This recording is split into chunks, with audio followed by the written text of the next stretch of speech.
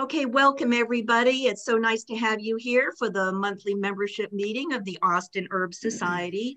We are all about herbs. We use them in our landscapes and cooking for medicinal purposes and in arts and crafts.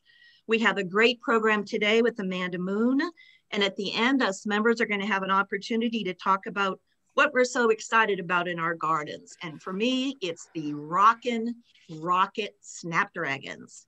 So now I would like to ask our Vice President of Programs, Aline Guillot, introduce our speaker of the day.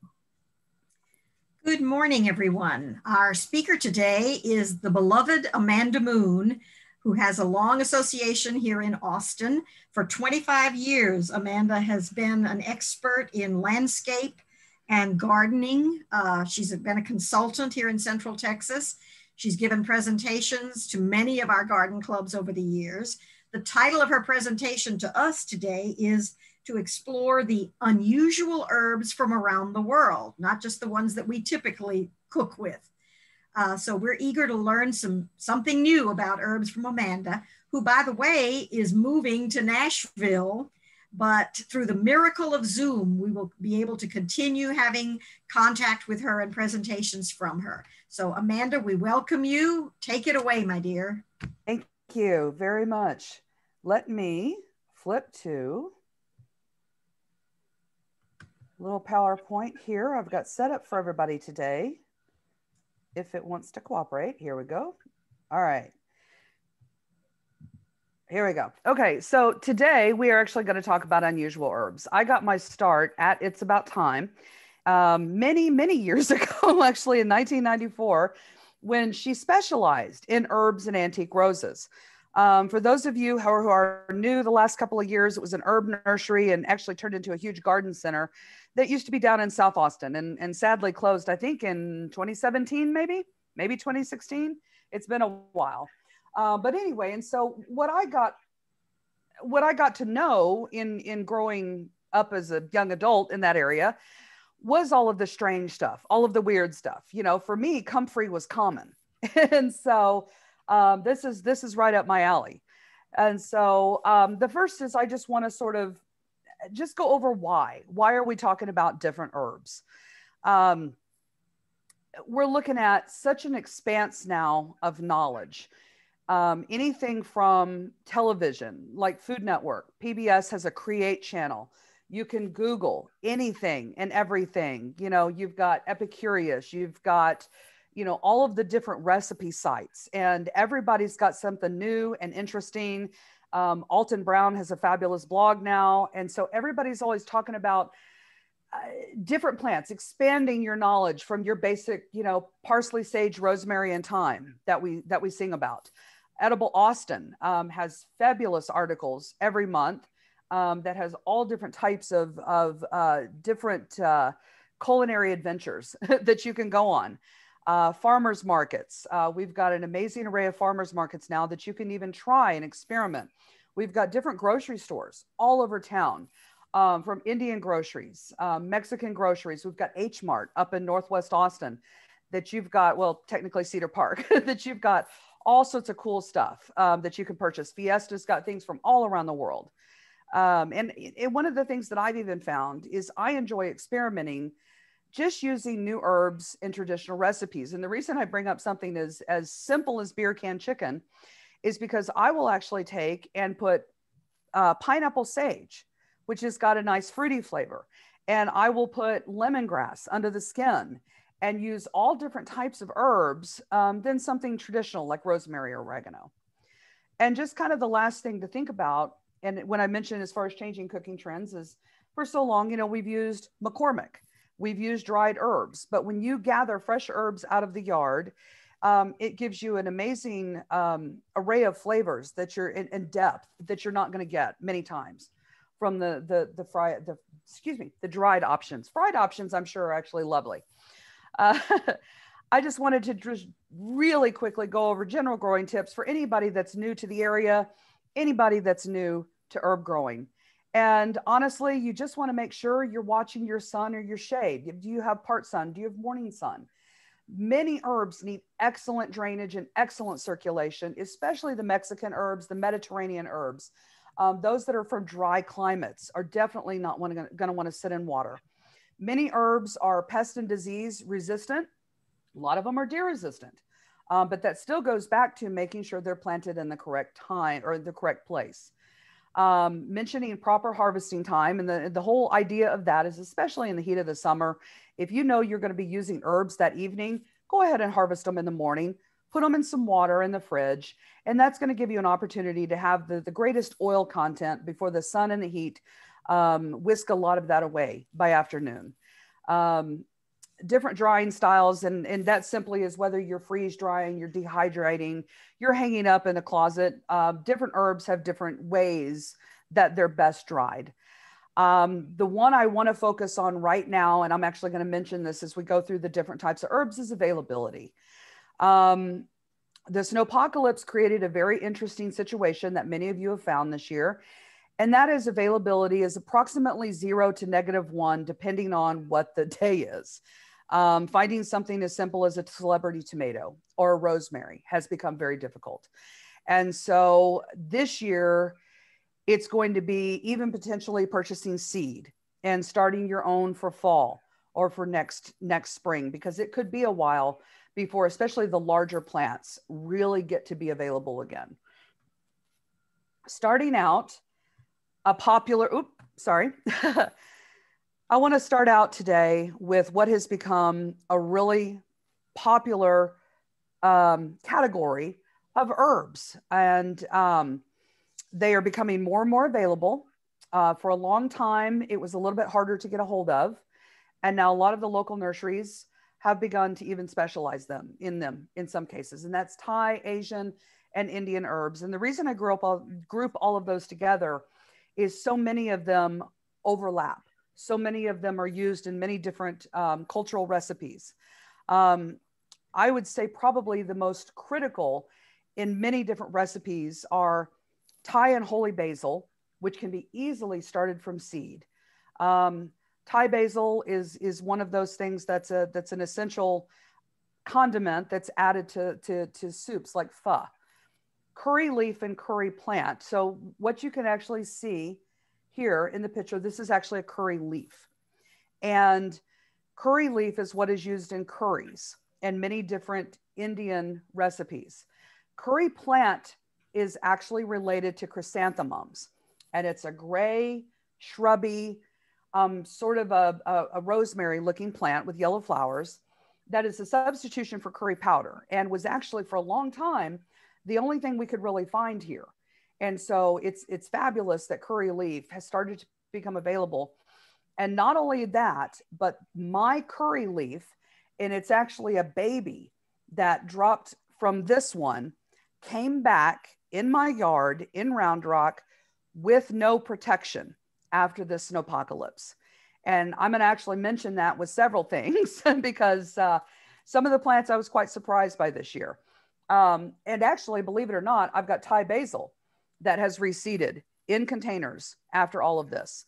And so that's really fun to see that kind of stuff coming back. Fenugreek is an annual. We actually grow it as a cool season herb here, and it can be easily started from seed. And it's going to give you kind of a sweet undertone to a dish that you use. Lemongrass, and the reason that I've got east versus west on here is because there's two types of lemongrass. One of them is the East Indian lemongrass, and this is actually grown from seed. It has got a higher essential oil content, and it's used more for teas. And it's a shorter dwarfer grass with a little bit of a red base to it, and not real winter hardy. The West Indian lemongrass, on the other hand, is the one that you're going to see the really thick stalks that you can buy in the grocery store as a vegetable. This one actually gets 3 to 4 feet tall and actually can be overwintered in milder winters. The Thai lime, it is a citrus. And what is nice about Thai lime is you don't actually have to wait for it to fruit. The leaves of the lime is what is noted about this particular plant. And it's actually got kind of an unusual shape. It's got one segment and then a second segment, as opposed to just a complete whole leaf that you see, say, on lemon trees. And it adds an amazing flavor. You can use them fresh. I actually dry them anytime I prune my lime tree because it is such a robust grower, not winter hardy. Be very clear about that, unfortunately, but it's a robust grower. And so I'll actually dry the leaves and grind them into a powder. And that allows me to store them in the refrigerator for long periods of time and use it as needed. A lot of the citrus did not survive this year. Those that did, some are coming back from under the graft. The Thai lime is one that can be started from seed. And so if it does die to the ground, many times it can come back from the root system as opposed to losing the entire top of the plant. Another one that we used to actually carry at It's About Time, it's probably going to be a borderline mail order now, is Vietnamese coriander. And it's actually the Middle Eastern Asian version of what we use here as cilantro. And so it's going to have that same coriander, that same cilantro flavor, a little bit more pungent. And it's actually kind of a low growing creeper. Other options, this is actually a photo of a goji berry. It blooms purple flowers and it has orange fruit, or there's actually a black goji berry that you can actually buy seeds from places like Baker Creek when they're available. The reason I mentioned goji berry, even though it's technically a berry, is it's used more as an herb, as far as it's used in teas and it's used in supplements and it's used as an addition or an additive. Goji berry and the moringa, which is down there a little bit further, are actually considered superfoods in many circles because they're so high in vitamins and minerals and proteins. Moringa is actually the entire plant is used, from the roots and leaves to the seeds. And so it is a fantastic plant that is used in many ways to keep nutrition levels up in areas of poverty around the world. There are a number of gingers we also use repeatedly. Cardamom, as in cardamom seed. There is a green and a black version. Galangal ginger, we use the root. Turmeric, we use the root. Of course, turmeric is not only has incredible health benefits, it adds beautiful coloring to foods. And you can actually start them from, if you can get a hold of organic grocery store turmeric or turmeric that's not been treated with a growth regulator. I've purchased some at Central Market. Drop it into a pot. Galangal would be the same thing. You can grow your own, which is kind of fun. Shiso is actually a leafy green that adds sort of a real, that musky clove flavor with a little bit of a bite to plants and can be used, to dishes. Can be used in stir fries and things like that. We've got, this is the one that I probably use for myself because I do a lot of Mexican cooking, being from Texas.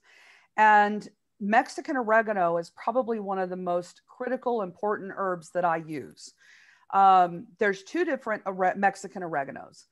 One of them is in the genus Lipia. The other one is in the genus Paleomentha. The difference is the Paleomentha Mexican oregano is the one that has the little teeny tiny green shiny green leaves, almost looks like a salvia greggii. And it has purple trumpet flowers.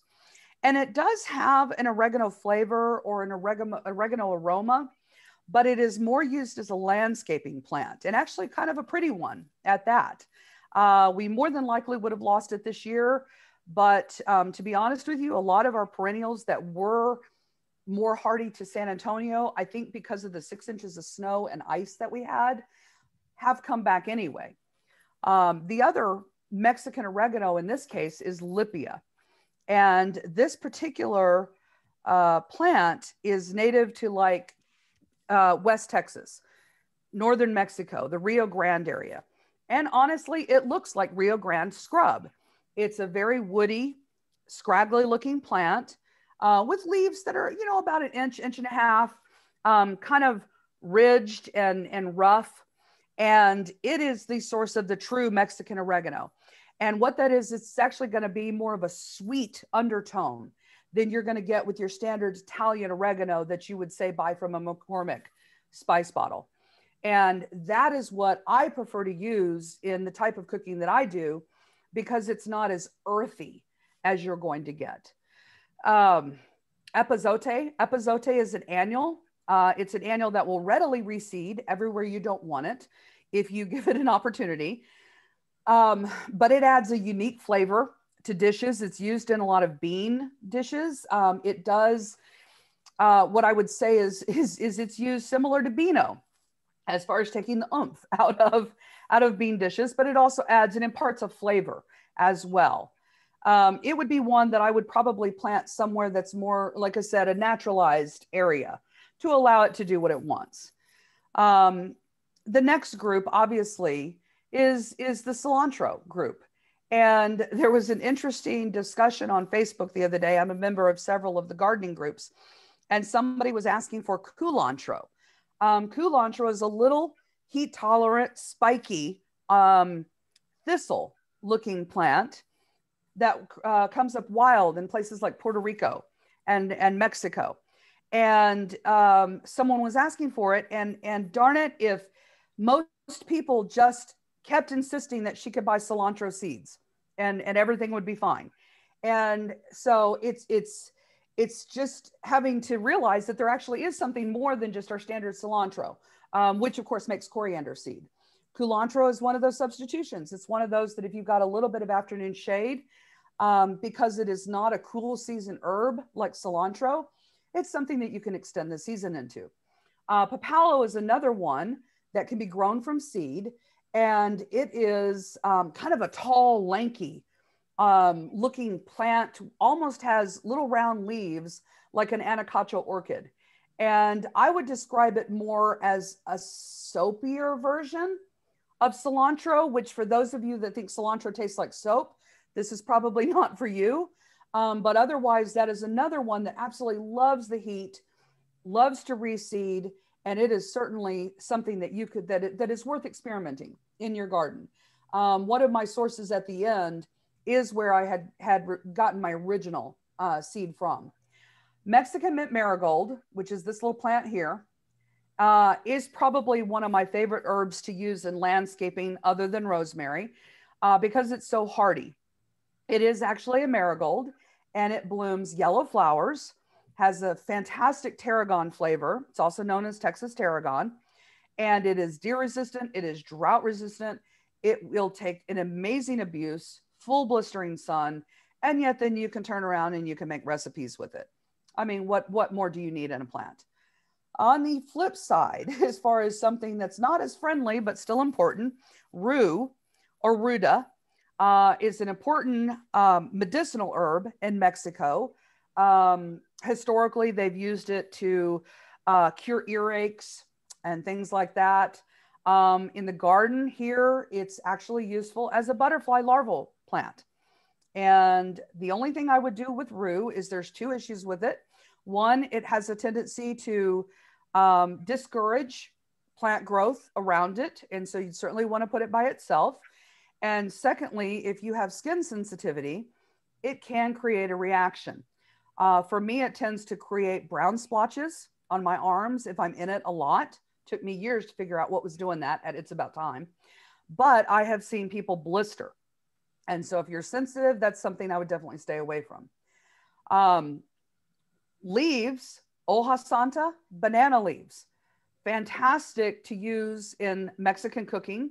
They'll take the leaves, they wrap fish or chicken in it. You can make all sorts of tamales, anything like that, and roast them, bake them in the oven, steam them, and they impart just a fantastic flavor, especially the hoja santa, which has, again, a bit of that root beer. It's also known as root beer plant, a little bit of the licorice, that anise flavor.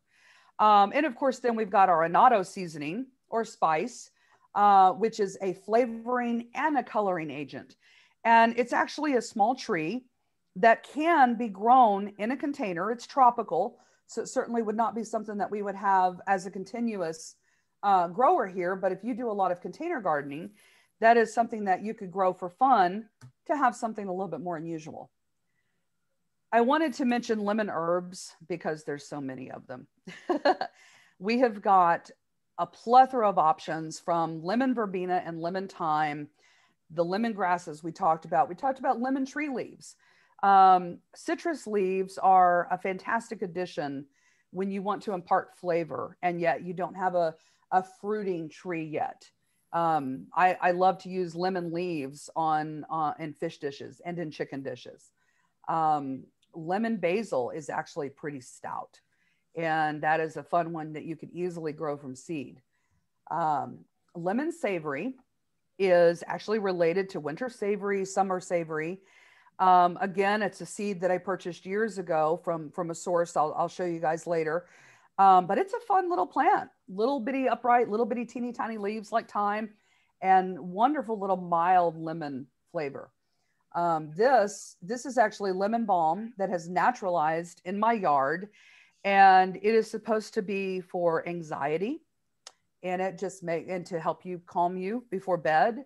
Otherwise, in a little bit of shade, it is a mint, and it will definitely show you that it's a mint, and it will take over the yard if you give it an opportunity. I mentioned citronella, and I've actually got another page on that, as there are so many scented geraniums in the area. Basic herbs with a twist. And this is where we start looking at things that we've known for years, and yet there's different cultivars. There's different options to experiment with. Mints are a fun one. I've actually got one called banana mint, and it actually smells like bananas. I originally got my first start from Richter's years ago. We actually sold them at Silka Garden Festival for years. And then I found another company recently that also is carrying it. Greek oregano, which is what this is down here, is actually, so Italian oregano gets big, about 2 feet by 3 feet. It could be pretty big and aggressive. Greek oregano, on the other hand, is only about 6 inches high, and it makes a matte ground cover. I've actually got it growing right now in full sun under an old blush antique rose. What was interesting about the Greek oregano this year is it browned out almost immediately from the ice that we got during this snowstorm. And then it greened up within days. And it was probably one of the first to recover from all of this. And it's absolutely, I took that this morning. I mean, it's absolutely stunning. And what is cool about Greek oregano is it's opposite, what I would say opposite from Mexican oregano. Mexican oregano is going to give you a sweeter oregano flavor. Italian oregano is going to give you sort of that classic oregano flavor. Greek oregano, on the other hand, has got a stronger, more peppery flavor that's a little bit more of a bite to it. And so if you want to really infuse that, say on spaghetti or in spaghetti or pizza, that would be a fantastic use for it. The sages, I mentioned pineapple sage earlier, which is actually a fruity flavor sage. And it's got red flowers that attract hummingbirds. And the only thing you want to do is you want to put it in morning sun only. And it is going to have a little bit more irrigation in the summertime. So really well-drained bed is going to cause you to have to water more than if it was in a pot. This is actually golden sage here.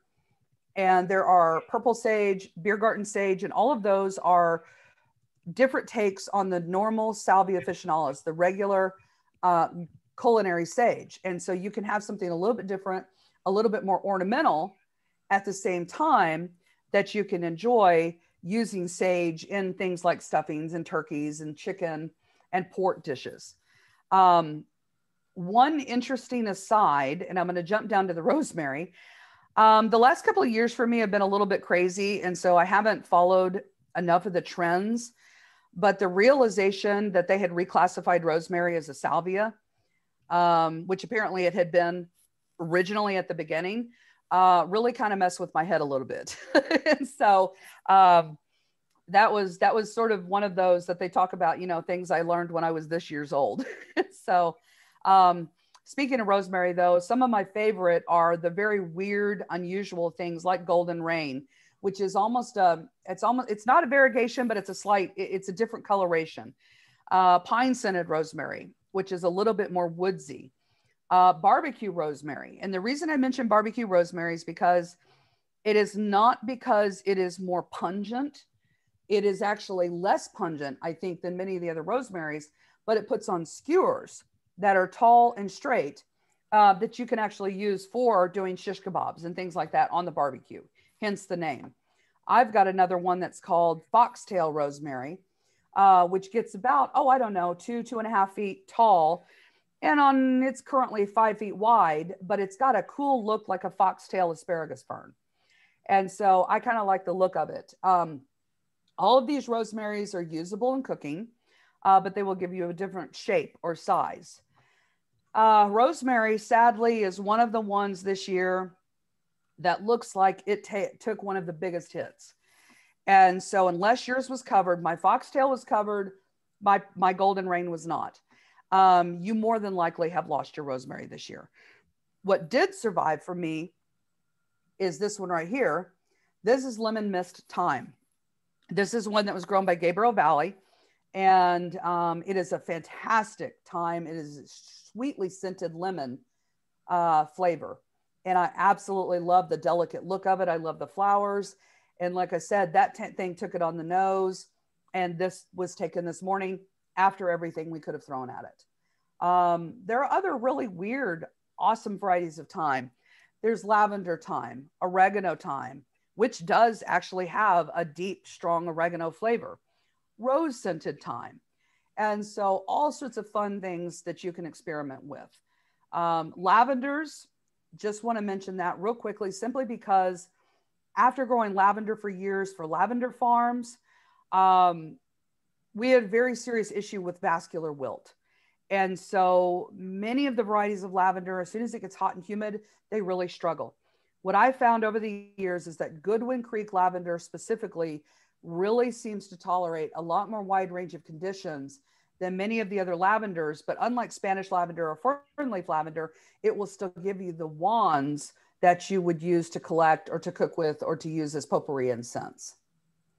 Want to mention scented geraniums. And the reason is because it's sort of like knockout roses in the rose world. Citronella has been grown and sold so much. We are losing many of our other really cool scented geraniums. Excuse me. And there's so many fun ones that we used to grow at It's About Time and that I will occasionally see at other nurseries. And some of my favorite, Mrs. Taylor, actually blooms red. And so you can get more of an ornamental effect as far as the color of the flower, in addition to the leaf shape. Nutmeg, apple, some of these have got more rounded leaves and are more fun. But at the same time, these scented geraniums can actually be used in teas. You can make pound cake where you layer the rose geranium down on the bottom, which is just going to impart an amazing flavor through the cake.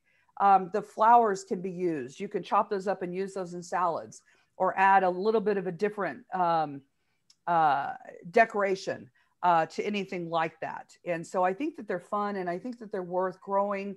They're definitely container plants and they definitely need a little bit of afternoon shade. But otherwise, they're super easy and super carefree. One mention on the citronella.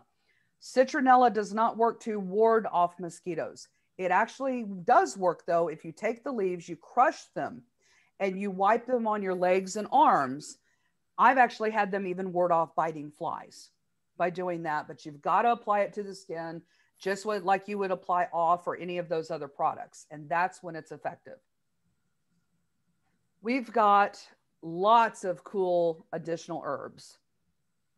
Obviously, I've got a rose bush photographed. And the reason is because, and this is a Caldwell pink, but rose bushes, the rose hips are high in vitamin C. The flowers are edible. You can make tea.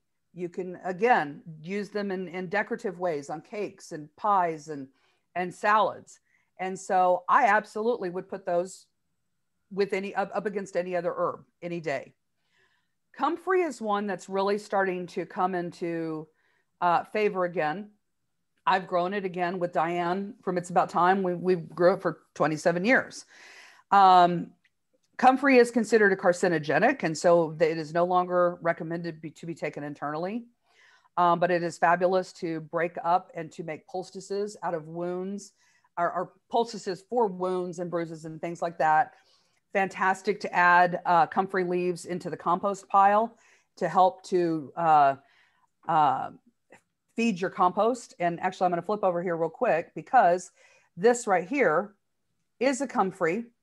Again, taken this morning after all the ugliness, and it came right back. Cuban oregano. And the reason I don't have it on the other page with the other oreganos is because it's not. And because it's not just Cuban. It is used all over. There is some controversy as to where it's from. It's believed to be from the Middle East or Northern Africa somewhere, but they're not sure where it started and where it was passed on to. But it's actually related to plectranthus, or things like coleus and Swedish ivy, and all the little house plants that we grow. And it's even related to a plant we used to call the tidy bowl plant. But this particular one, I mean, when we were in Puerto Rico a few years ago, this is the oregano that they were using. This is the one that they were chopping up and drying. And that was really fun to see. It's definitely more of a house plant or a porch plant. It will not overwinter here. I would definitely treat it like a coleus. Winter savory. Winter savory is evergreen. It's a low growing mounding ground cover with little white flowers. The leaves are very tiny, almost like thyme, except they're super tough. And so it'd be one of those that you would almost use like in a bouquet and drop it in and pull it out of a dish. But it's going to add additional savory flavors, like when you use oregano and thyme and rosemary. This is what I would use with that bundle. Soapwort. Soapwort's a fun one. It's also called bouncing bet, and it's an old heirloom herb that they could actually use the roots as a lather to help clean clothing and things like that. And soapwort is another one. Again, you can't find it very often. My mother would love to share some with you in Buda. I planted it 20 years ago in a flower bed, and it has even been completely dug out. And darned if the thing didn't come completely back. Gets about this tall, and the coolest little pink flowers, about the shade of the Caldwell pink here. So very, very ornamental little tall ground cover. Mentioned few more on this page. Chamomile. There are two varieties of chamomile. Roman chamomile, which is the perennial evergreen kind of ground cover, not really for Texas. And then German chamomile, that's the one that's going to be the annual that actually produces the flowers that you make chamomile tea with. The one thing and can be easily grown from seed. The one thing I would mention about chamomile is because it is part of the ragweed family, some people do have a reaction to it. And so you just want to play that for what it is, knowing your susceptibility. And the last one on this list is patchouli. This is your incense herb. This is your herb that you can make smudge sticks with, that just has, it's a musky fragrance is how I would describe it. And it's a calming fragrance. And it's just one that it smells like patchouli, and for all of the things that conjures up. But it's probably one of my favorite herbs.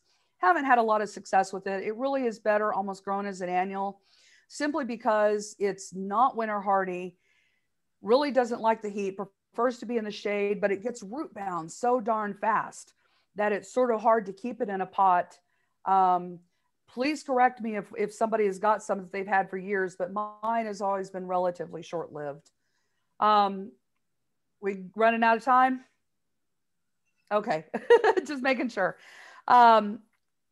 Okay, perfect. Additional herbs I want to mention. Some of them, the more important ones, are Santalinas, Artemisias, Southernwood, and Tansy. This group, this is actually Southernwood here, are all what I would call aromatic herbs. They are herbs that you can use in sachets to put in your dresser drawers. They help to ward off moths and other kind of critters like that. Tansy is supposed to repel ants. Honestly, I've seen fire ant mounds on tansy. So take that for what it's worth. Artemisias, one of the ones worth mentioning, other than Palace Castle Artemisia, which is one that we use very commonly in landscaping. Gray, evergreen, tough as nails, deer won't touch it. But Artemisia is also known for its famous wormwood or absinthe Artemisia. And so it has known throughout the world as a flavoring agent for liquors. And so that's definitely one that's worth studying up on.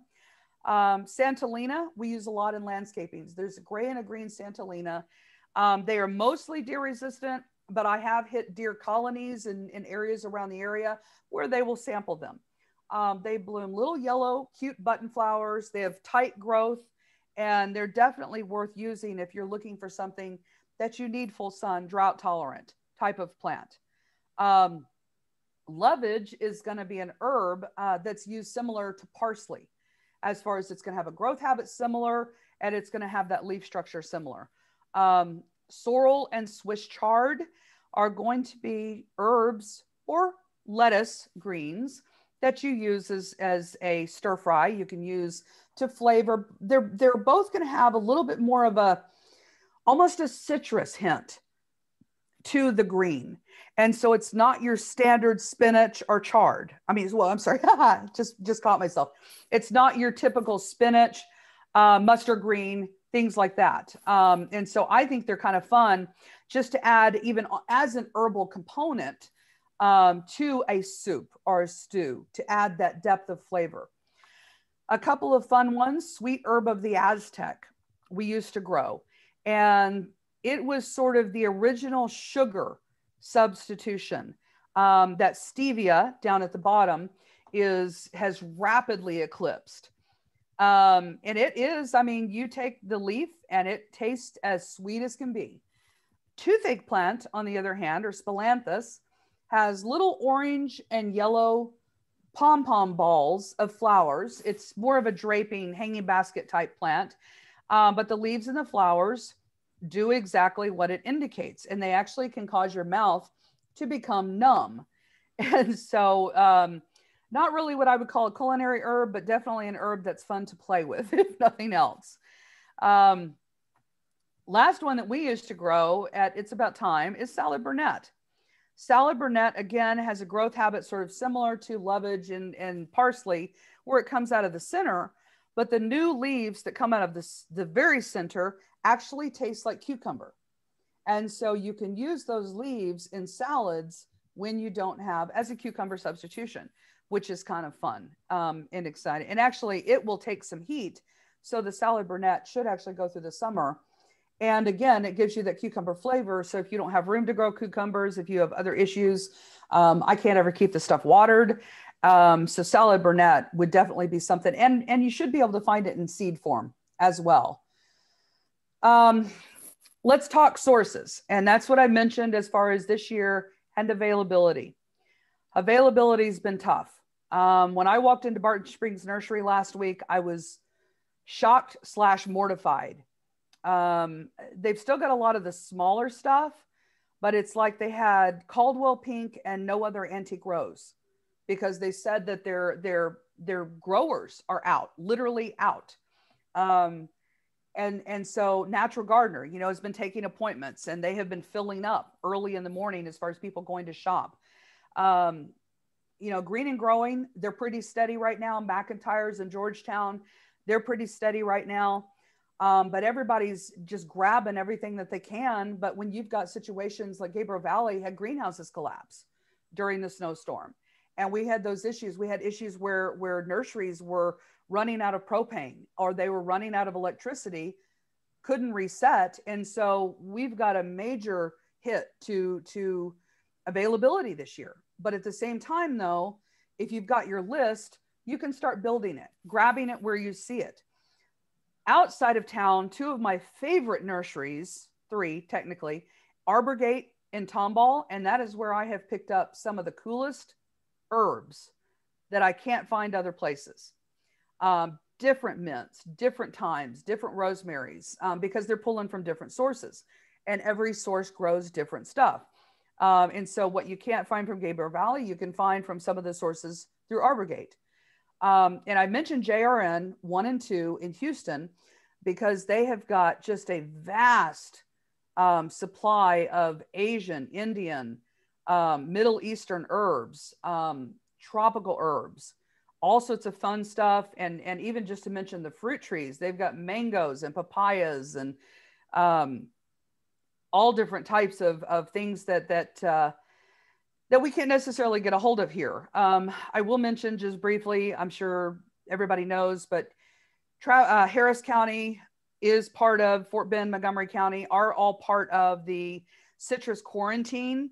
And so if you see cool citrus at Arbor Gate or JRN, or frankly Curry, because it's on that list, those cannot be transported out of those counties into any other area in Texas. So just be aware of that. Lastly, I want to mention some online sources that I have used before. Richter's in Canada is probably the original. Honestly, I've been hit or miss with their quality, but they have stuff you can't get anyplace else. So it's how much money you want to risk, honestly. But they've got some cool stuff. Mountain Valley Growers, they all out of California, is where I picked up my pine scent rosemary last year. I picked up some cat thyme. I picked up some little unusual dwarf Mexican oregano lipia, some really kind of cool, fun stuff. So I think they're worth checking out. And their plants came in looking really good a couple of years ago.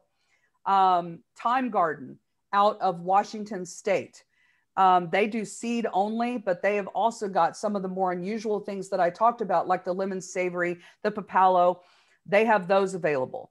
Johnny Seeds, very common seed grower that a lot of the nurseries use. And yet Johnny's has got some cool stuff and definitely worth checking out. And the other ones I list are eBay and Etsy. I have had a lot of success. I actually just got a really cool variegated Victoria agave off of Etsy. I hadn't ever ordered plants from them before, and one of my clients found it, and it came in looking great. eBay, I've ordered everything from bulbs to seeds to Japanese maples. And as long as the grower checks out, I mean, these are small mom and pop farms on both of those in a lot of cases that are selling some really fun stuff. I have removed off of this list Amazon. And the reason is because you're getting a lot of fly-by-night growers or sellers on Amazon when it comes to plant material. And you're getting a lot of international sellers of seeds that may not admit that's where they're coming from.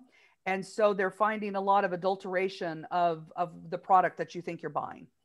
Or there's been a lot of poor quality coming in, and you don't have the checks and balances quite as much. Where eBay and Etsy still at least try to pretend that they've got some smaller businesses on there. Like I said, I am relocating to Nashville. My husband got a great job opportunity, and honestly, after the last couple of years, we actually lost my dad in 2018, and it's just been sort of kind of crazy since 2017 on. And then this pandemic and everything, this was a good hard restart for us, and something we're really looking forward to. He's actually been over there since February. And but because of my business here, and we've got a house here that I'm going to be going back and forth from, I will be around, if anyone is interested, at least 1 week out of the month is what it's looking like for the foreseeable future, probably through the end of the year at least. And then we'll reevaluate at that point. My phone number, email address, you can text me, you can call me. Easiest ways to get a hold of me. Thank you, Amanda. That has been a wonderful presentation. Can you hear me? This is Aline. I can. Oh, good. Okay. I'm going to go now, if it's okay with you, unless you had any further comments. We want to switch to our question and answer session. Absolutely, because I know it's a lot of information, and believe it or not, like I said, because of Diane's influence with me at It's About Time, I could probably go on for hours with a lot of other options. Well, that brings us to our first question. Yes. Okay. Someone asked, Janet Holland asked, if you could help with additional uses for rue and horehound. Okay. So horehound actually is a native herb here. It's used for coughs and those type of bronchial ailments, along with mullein, by the way, which is another native herb.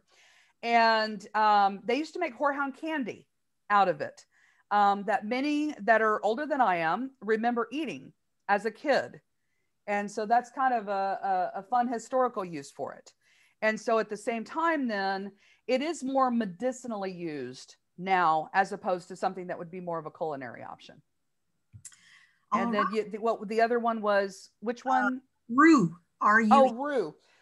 Yeah, like I said, rue is definitely more of a medicinal plant. Definitely more of, I would recommend using it more in a butterfly garden, as I mentioned, than anything else, simply because of the possibility of skin reaction. And I've seen some ugly skin reaction. All right, thank you. Danielle has asked, she had to leave, but she says, if anybody has Thai lime seeds, she was happy to trade for them, but if you can give us a place to maybe get them. The grocery store. The grocery store, Thai limes. Dead serious. Diane used to go hit up Central Market and buy, when they were in season, buy Thai limes off the shelf. And you can start them from seed. And now the seeds are perishable. So she would keep them in the refrigerator and only open them to start them immediately. But they germinate super easy. I would definitely hit some of the Asian and Indian markets, and I would hit H Mart up in Cedar Park. I think that would, and then otherwise Whole Foods, Central Market, any of those. Citrus is going to be a bear this year, though. There was a lot lost. And so it's going to be a toss-up whether they're going to be available. All right. Someone, Elaine Betterton, asked if you could expand on the roses. Well, that's a whole other program. It is. They did actually use the rose hips to prevent scurvy on ships when they were coming across the ocean, which is a fun little historical side note. They make rose water. You can use that you can kind of steep the rose petals in. The rose petals are going to have kind of a sweet, musky, again, aromatic fragrance to them. And so that would be just something you would be aware of in whatever you're using. But you can definitely look up rose water recipes and rose hip and rose petal recipes. And you're going to come up with a lot of baked goods and things like that. Also, similar to scented geraniums. Oh, good. She asked particularly if you could repeat again, what was the one in your photo, the rose in your photo, the name of it? Caldwell Pink, as in Caldwell, Texas. Thank you. And it's a found rose from Caldwell. Excellent, excellent. Okay, let's see. I asked about sorrel. I only discovered it last year. My cousin in Louisiana said, have you ever tried sorrel? It's delicious. Yes. And I have one plant that we got from Natural Gardener last year, and I've been using it. It's got that slightly citrusy flavor to it, but the young leaves are delicious, both in salad as part of a young green salad, or also on sandwiches. It's just such a fresh green growing herb. So Judith. Do you have French sorrel? It just says sorrel. So there's French sorrel, which is the one that's the really tall green leaves. And that's what they'd make like a cold sorrel soup out of. And then sheep sorrel is almost like this little green, pale green leaf like that almost have a little bit of a notch in them. It's hard to describe, almost like a heart shape. And they grow lower to the ground. And then there's the red vein sorrel, which stays much smaller, which has literally red veins running through it. I have the French sorrel. It's larger. That's the most aggressive. Leaf. Yep. Wonderful. We actually have both at Silker. We have the red sorrel and the French sorrel. The French sorrel is blooming right now. Yeah, it's definitely the more aggressive of the two. Okay, thank you. Judith also asked here, where can we find toothache plant in Austin? Yeah. That's that where can I find question that when you call Barton Springs Nursery this year, they say specifically, we're not answering those questions. Yeah. In the past, I have been able to find it at places like Barton Springs Nursery. That would be a good question this year. Most of the nurseries are not answering phone calls. Mm-hmm. Everything sells as fast as they can get it in. Honest to God, it comes up easily by seed. And I've seen it in a number of seed nurseries if they're actually also answering the phone. I've never seen seed nurseries shut down for weeks at a time. And this is the second year they've done it. But it's Spilanthes, that's Pilanthes, I believe. And that's what I would do, is start it from that. But if you do see it, grab it. And Yeah. it's not winter hardy. It's going to be a basket plant. Darned it's about time. We could always, count on Chris and Diane to have all the weird stuff. And it's he is in Rockport selling plumerias at the farmer's market again, though. All right. just as an aside. Thank you again, Amanda. Janet Holland says she has a bunch of toothache trees growing on her property northwest of Dallas. Chris Wank Harrison says she bought toothache plant from the Lago Vista Ace Hardware last year. Ace Hardware. Norris has mentioned that you can grow kumquats. That was another question. Can you grow them from seed? And she said she's done it from fruit purchased at the grocery store. And I've done the same thing with loquats. So a lot of things we can grow from the seeds from Central Market or Whole Foods, as long as it's not adulterated, Meyer lemon, the improved Meyer lemons are actually seeded, and so they're on their own rootstock. Okay. But kumquats may or may not come true to seed. It just depends, and that's the whole thing with some citrus, is they don't always come true to seed, and it could be years before they produce. But the Thai limes, because our intention with them is to use the leaves, then growing them from seed doesn't make us have to wait 5 to 6 years to use them. All right. Let me see here. Oh, Norris says, I don't know, she was asking something. But anyway, okay. We've gotten a lot of compliments, a lot of side conversations, which thanks to Zoom, again, people can text to one another instead of interrupting the presentations as we used to do regularly in our in-person meetings. Norris says she has never grown the kumquat from seed. She was asking if you can. And so, okay. They're typically grafted. Yeah.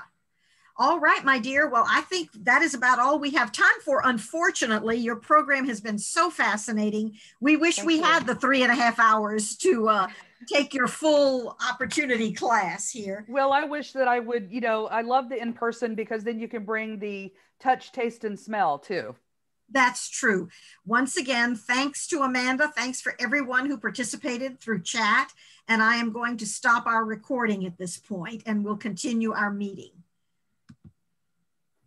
All right, I've stopped the recording. Jan Bland got something in just under the, several people. People are still continuing to ask questions, but we only had so much room. So Karen, I'll turn it back over to you for the moment here, if it's okay. Okay, thank you. That's great. If you want to just answer one other question, Amanda, what are the best fruit trees to grow here? Okay, absolutely. And that's actually, I erased that whole part of the conversation because that would have been another 8 hours. But if you're looking for just basics, always peaches, plums, pears, apples like Gala, Fuji, Granny Smith. We can do okay with the apples here. Loquats until they freeze to the ground, pomegranates until they freeze to the ground, but they're all coming back. And I would say figs. All the figs are coming back. Figs do beautifully. Figs produce on new growth, so we're still going to get fruit this year. Great. If you can keep the squirrels off of them. Amanda, thank you. I have a question, Amanda. Yes, ma'am. My loquat trees, I've had an arborist out here, and he said that one of my 2 loquat trees really does need to be cut to ground level. Yes, I took a chainsaw to mine. Okay, I have another one that's half alive, and he said it's okay. But my neighbor has a giant old fig tree that he also said should be cut completely to grade. So most of the figs, olives, loquats, and pomegranates died completely to the ground. Okay. Now they're coming back. Even the olive trees. Thank God I had just planted 3 at a customer's house. So you mean sweet olive? You mean sweet olive? No, I mean actual Arbocania, Arbosania, Mission, the actual fruiting olive trees. All died to the ground. Loquats died to the ground. Pomegranates, my angel red, any of the varieties died to the ground, and the fig trees. But most of them, a handful of people's are coming out further up the trunk. I lost interest in waiting. because they're never going to look right again. And so I took all of them to ground level. And then, for example, the pomegranate, because it was coming up around the sides, I took pink landscape flags and stuck them around it so that if somebody's weed eating or mowing, they don't run into it. The loquat was in a flower bed, so I just took it to the ground, and I'm going to let it decide to do it at once, which means it's going to be a shrub now, unless you want to retrain and re-choose a central leader. One final comment, and then I'll turn it back over to you, Karen. Several of us thought we had lost our bay leaf trees. Yes. And I took mine to ground, and it has at least a dozen beautiful shoots that are like 3 feet tall already. And again, the arborist said you almost can't kill a bay leaf tree here. It will come up from below the ground. So I was so excited. I actually planted, the first thing I planted when I got to our new house in Tennessee was one of Tim Miller's figs. Because I figured, you know what? That fig that Tim collected from Kyle and the fig that I got from my great uncle and Taylor, they've been around so long, they probably saw the 1949 -3 degrees. So I thought, you know what? We're going to take this as an opportunity. Thank you again, Amanda. I'm sorry we have to cut you off. Karen? No, you're fine. Yes, and I think, Amanda, you're kind of a yearly person we'd like to have here, because you're such a part of this group and so much information that it's really great to have you here. Thank you. I think it kind of shows the optimistic nature of gardeners in terms of saying the bay tree never dies, because I'm sorry, my 20-foot bay is dead. And yes, there's lots of things coming up from the ground, but that magnificent piece is gone, and I have to accept that. But I'm looking at the new things that are coming up, and that's ever the gardening spirit, isn't it? Is to kind of look at what's growing. And we've got just a few announcements now, and then we're going to have an opportunity to hear from you all about what you'd like to share about what's going on in your garden. First thing that I want to mention is the opportunity to talk about what's going on in the Zilker herb garden. And I'm going to ask Judith to give us an update about what's going on over there. But before she does, I really want to give some really, really exciting news. We had to turn in our hours to the Austin Area Garden Council of all of the volunteer hours that the club has put in from January to March. And it came to 599.5 hours. So yes, a big wow, Janet. So thanks to everybody. That includes all the kind of work that Judith and Bonnie and Kate Laura do in the garden, as well as all the work that our people do in putting together the programs, publicizing them, Aline and her crew that put together these wonderful programs like this, and the work of your board in making sure that we all stay organized here. So thank you all for being such a big part of the Austin Herb Society, and thank you all that are signing up for new leadership roles going forward. We're very, very excited to have you.